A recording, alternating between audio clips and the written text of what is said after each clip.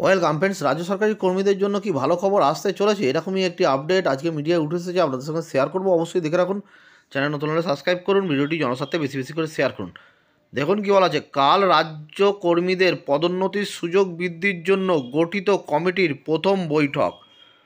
রাজ্য সরকারের ডিরেক্টরেট ও আঞ্চলিক পর্যায়ের অফিসগুলির কর্মীদের পদোন্নতি ও অন্যান্য সুযোগ সুবিধা বৃদ্ধির জন্য গঠিত উচ্চ পর্যায়ের কমিটির প্রথম বৈঠকটি আগামীকাল বৃহস্পতিবার নবান্নে হবে।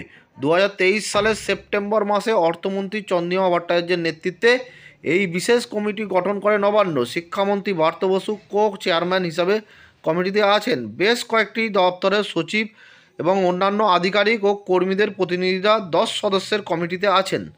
রাজ্য সরকারি কর্মীদের মধ্যে 95% বেশি ডিরেক্টরেট ও আঞ্চলিক অফিসগুলিতে কাজ করেন।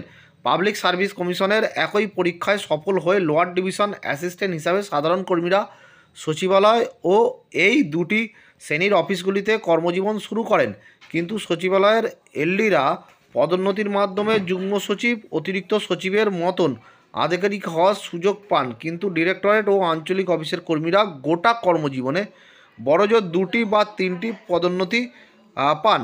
এই বৈষম্য দূর করার জন্য বহু বছর ধরে দাবি করা হচ্ছে বলে জানিয়েছেন সরকারি কর্মী সংগঠনের প্রবীণ নেতা মনোজ চক্রবর্তী। অবশেষে কমিটির বৈঠক হয় পদোন্নতির ক্ষেত্রে এই বৈষম্য দূর হবে বলে কর্মীমহল আশা করছে। আঞ্চলিক অফিসে 90%-এর বেশি সরকারি কর্মী কাজ করলেও তাদের পদোন্নতির সুযোগ সবথেকে কম। গোটা চাকরি জীবনে মাত্র একটি পদোন্নতি পাওয়ার সুযোগ হয় বেশিরভাগ কর্মীর, এমন অভিযোগ সরকারের শীর্ষস্তরে গিয়েছে। তাহলে দেখলেন যে যারা সচিবালয়ের কর্মী আছেন তাদের বেশ প্রমোশনের সুযোগ থাকলেও আঞ্চলিক স্তরের কর্মীদের কিন্তু সেই প্রমোশনের সুযোগ নেই।